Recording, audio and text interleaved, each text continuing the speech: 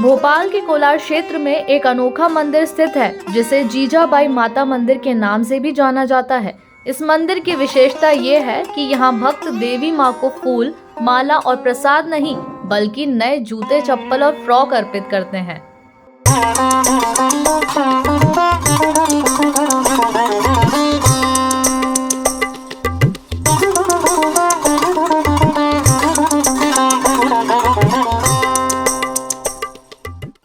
सर्वमंगल मांगल्ये शिवे सर्वाद्र साधिके शरण्ये त्र्यंबके गौरी नारायणी नमस्तुते।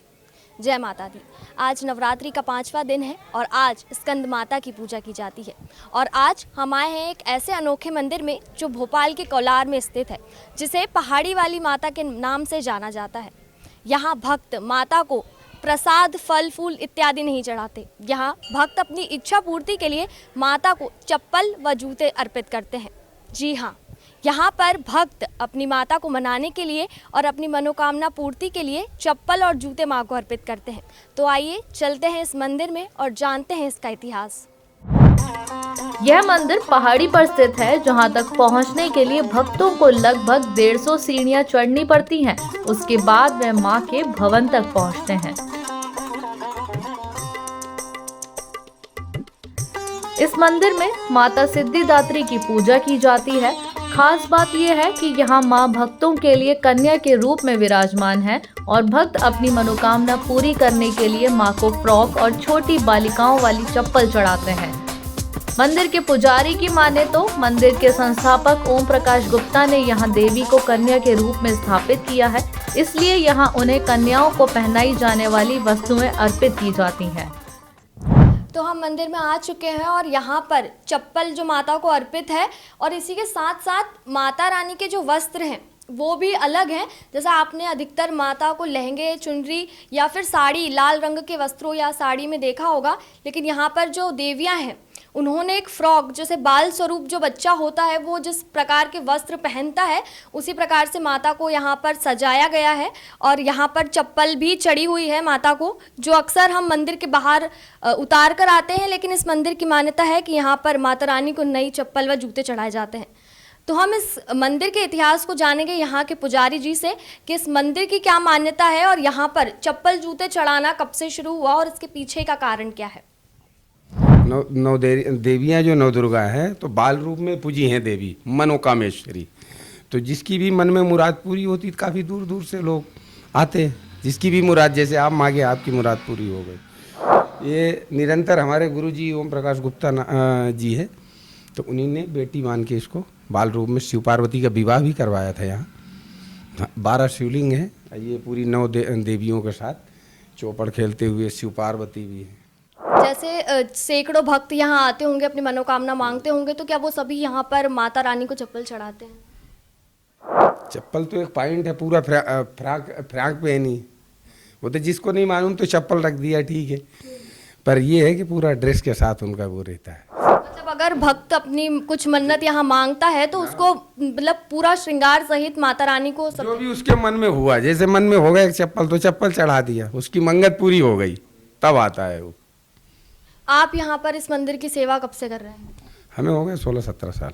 तो नवरात्रि पर कुछ विशेष अनुष्ठान मंदिर में किए जाते हैं? हाँ, नव दुर्गा पूजा चल रही है, यज्ञ चलेगा, 2-3 ब्राह्मण आए हुए हैं। रामनवमी के दिन भंडारा काफ़ी तेज में चलता है। आज कम है पब्लिक, कल पब्लिक ज़्यादा थी, यही विशेषता है। मंदिर के संस्थापक ओम प्रकाश गुप्ता ने बताया कि इस मंदिर में शिव पार्वती के विवाह का आयोजन किया गया था और उन्होंने मां पार्वती को अपनी बेटी मानते हुए कन्यादान किया था। तभी से वे माता की सेवा एक बेटी के रूप में करते आ रहे हैं।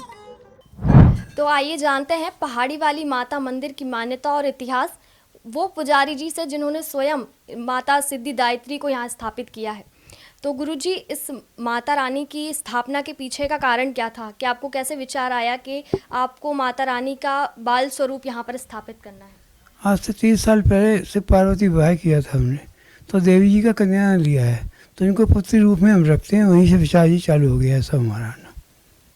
इसके पीछे की कोई मान्यता है कि यहाँ पर चप्पल चढ़ाई जाती है और माता रानी के वस्त्र भी? देवी पुत्री रूप में है तो बच्चों को शौक करती हैं। हम देवी नहीं मानते, इनको पुत्री मानते हैं, हिसाब से इनका मेंटेनेंस करते हैं पूरा। यहाँ पर भक्त भी अपनी मुराद पूरी होने के बाद चप्पल दान करते हैं या माता रानी को चढ़ाते हैं। उसके पीछे चप्पल हमको तो पता नहीं कि मुराद पूरी होने के बाद चढ़ा, बाकी हम जो चढ़ाते हैं वो सिंगा देवी जब हमको लोग करते हैं जब रखते हैं। वैसे कोई कभी भी चढ़ा सकता है, ऐसे लोग मानता है कि हम मानता है पूरी होती है लोगों की।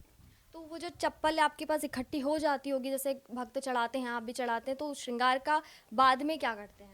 बाद में बड़ा भंडारा करते हैं, जो भी इनको सामान चढ़ता है, चप्पल है, फ्रॉक है, साड़ी है, सब कन्याओं को या लेडीज़ों को बांट देते हैं। नवरात्रि पर कुछ विशेष अनुष्ठान होते हैं मंदिर में? गणगौर की पूजा होती है विशेष, जो कल है गणगौर हमारे यहाँ सुहागने हम करते हैं देवी जी की साल में एक बार, तो कल इसका कार्यक्रम है थोड़ा सा, बाकी अष्टमी को भंडारा है। इस मंदिर में आपको 9 देवियों के साथ ही भगवान भोलेनाथ के 12 ज्योतिर्लिंग के अलावा एक हजारी शिवलिंग, माँ काली, गणेश जी, शनि महाराज और नवग्रहों के दर्शन भी हो जाएंगे।